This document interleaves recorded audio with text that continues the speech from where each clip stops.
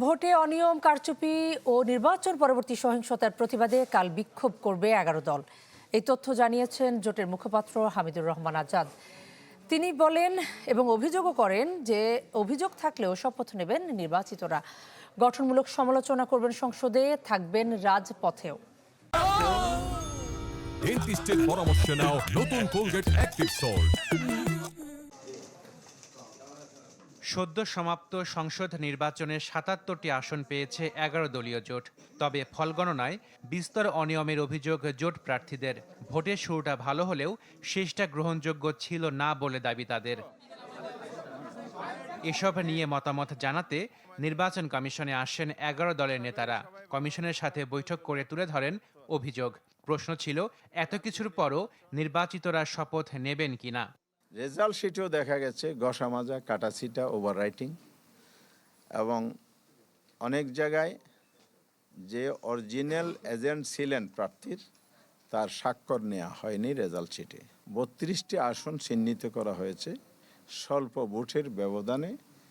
এখানে আমাদেরকে হারিয়ে দেওয়া হয়েছে। কমিশনের কাছে বলেছি এগুলো রিকাউন্টিং করা হোক।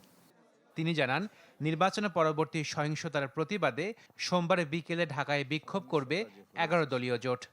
নির্বাচনী সহিংসতা বাংলাদেশে অতীত হয়েছে, এগুলো আমরা জানি, কিন্তু এইবার তো সেটা প্রত্যাশিত ছিল না।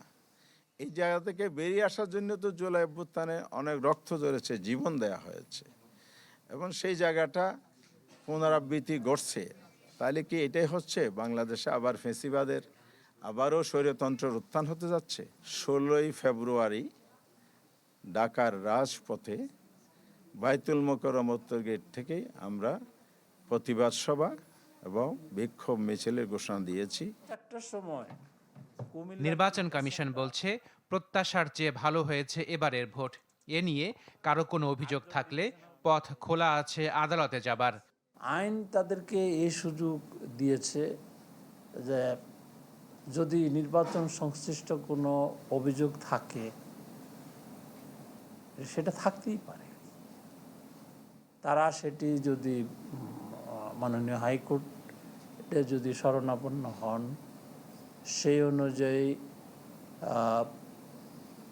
সিদ্ধান্ত পাবেন তারা।